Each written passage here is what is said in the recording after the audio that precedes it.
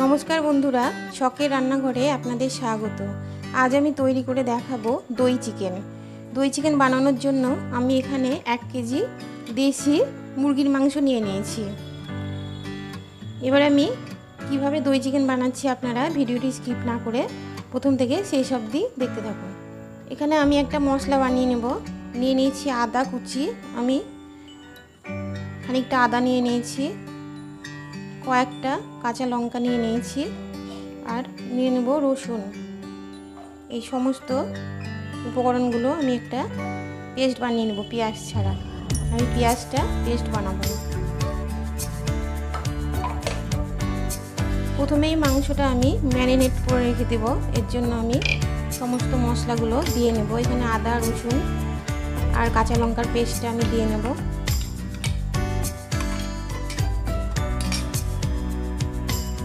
দিয়ে নেব হাফ চা চামচের মতো হলুদের গুঁড়ো, দিয়ে নেব 1 টেবিল চামচ ধনে ও জিরের গুঁড়ো, আমি একসাথে মিশিয়ে নিয়েছি।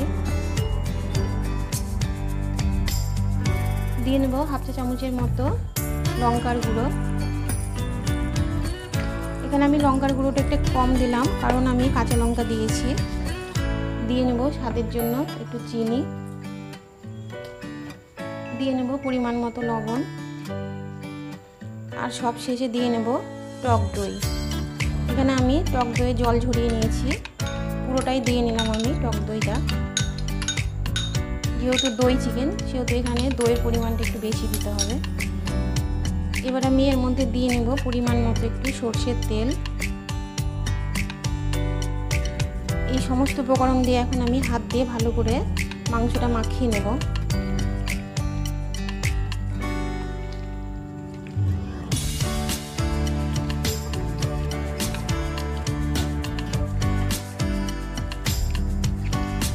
মাংসটা আমি হাত দিয়ে ভালো করে মাখিয়ে নিয়েছি। এবার আমি আধা ঘন্টার জন্য ম্যারিনেট করে রেখে দেবো ঢাকা দিয়ে।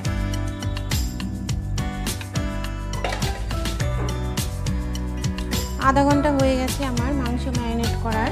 এবার আমি কড়াই বসিয়ে গরম করে নিয়েছি। পরিমাণ মতো কড়াই সরষের তেল দিয়ে নেব।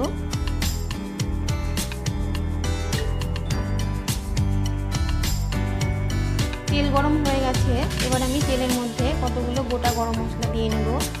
লবঙ্গ, এলাচ, দারচিনি, 2টো শুকনো লঙ্কা আর 2টো তেজপাতা দিয়ে আমি ভালো করে একটু ভেজে নেব ফোড়নটা।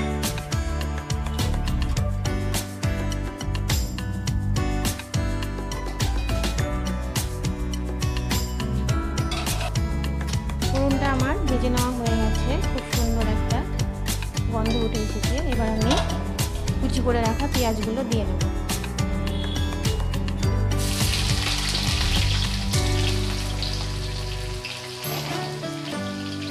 পেঁয়াজগুলো আমি ভালো করে লাল লাল করে ভেজে নেব।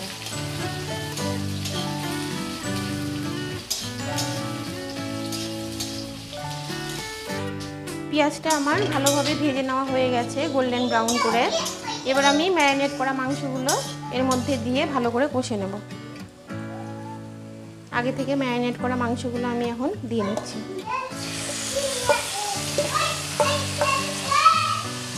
দিয়ে পেঁয়াজের সাথে আমি ভালো করে মিশিয়ে নেব।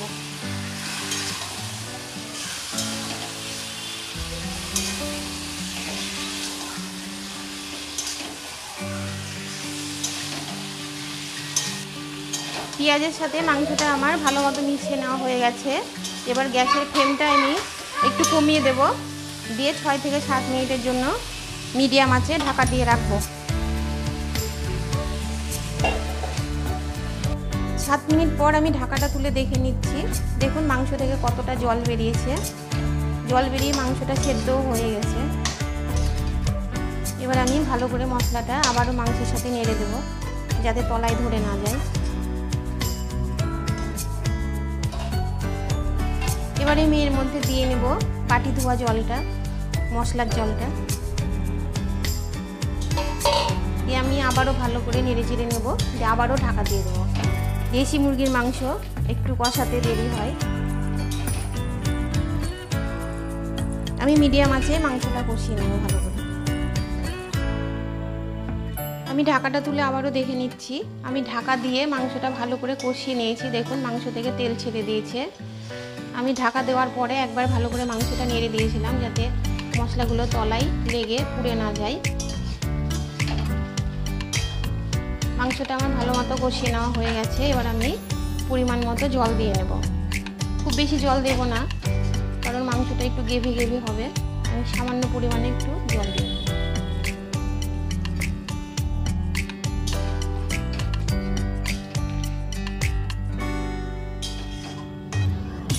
এবার আমি আবারও 7 থেকে 8 মিনিটের জন্য মিডিয়াম আঁচে ঢাকা দিয়ে রাখব।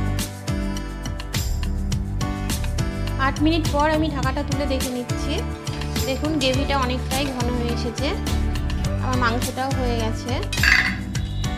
আমি এর মধ্যে দিয়ে নেব 1/2 চা চামচের কম গরম মশলার গুঁড়ো, দিয়ে ভালো করে গরম মশলাটা মাংসের সাথে মিশিয়ে নেব।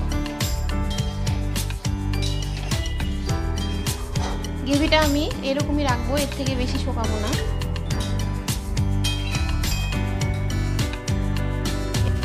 এবার আমি আবারও 2 মিনিটের মতো মিডিয়াম আঁচে ঢাকা দিয়ে রাখবো, তারপরে মাংসটা আমি নামিয়ে নেব। দই চিকেন রান্না আমার কমপ্লিট। এবার আমি নামিয়ে নেব। আমি তুলে রাখছি, মাংসটা একদম সেদ্ধ হয়ে গেছে।